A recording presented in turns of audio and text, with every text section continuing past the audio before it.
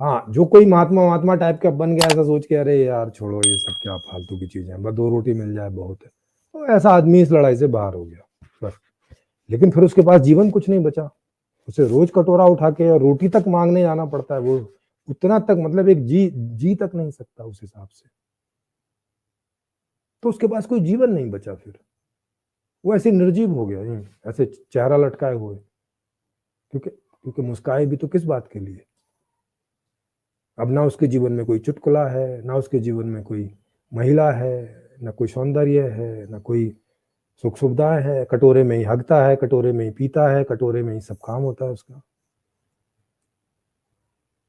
अब उसको कोई जाके पूछे भी कि भाई साहब आप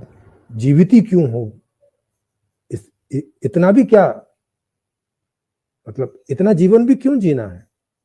कि मात्र जिंदा रहना है, ये भी किस लिए। उसके पास जवाब नहीं कोई,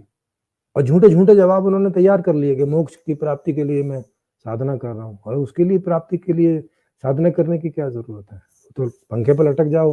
किसी पेड़ पर लटक जाओ, पहुंच जाओगे वहां जहां से आए थे।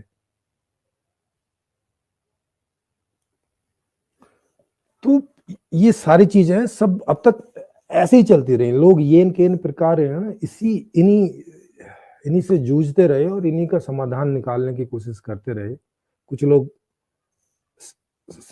जो संविधान है उसमें अमेंडमेंट करके उसे ठीक करने की कोशिश करते रहे, और कुछ लोग जो है, जैसे आप आज अध्यात्म टाइप का बोलते हो कि भगवान के रास्ते या त्याग के रास्ते या संन्यास के रास्ते, ऐसे अपना व्यक्तिगत समस्याओं को दूर करने के चक्कर में लगे रहे, लेकिन आप देखेंगे कि नहीं कर पाए।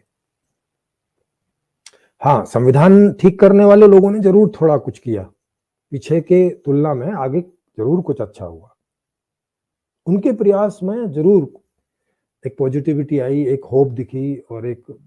कुछ समाधान हुआ भी कुछ कुछ हद तक, जितने भी अपडेशन हुए हैं आज तक उनमें समाधान हुए हैं। लेकिन ये जो आध्यात्मिक टाइप वाला, वहां तो कुछ भी नहीं हुआ,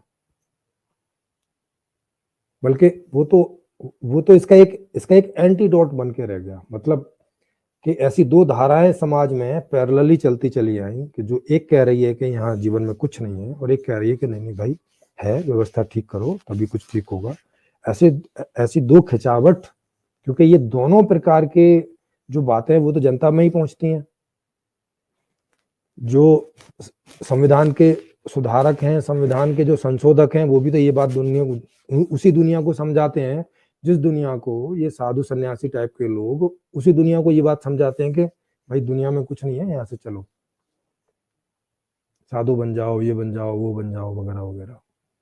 उसी दुनिया को। तो दुनिया कंफ्यूज होती है इन 2 तरह की अलग अलग तरह की बातों से, कि एक कहता है कि दुनिया माया है, दुनिया में कुछ नहीं है, दुनिया बेकार है, और एक कहता है कि नहीं नहीं भाई रहना तो यही है,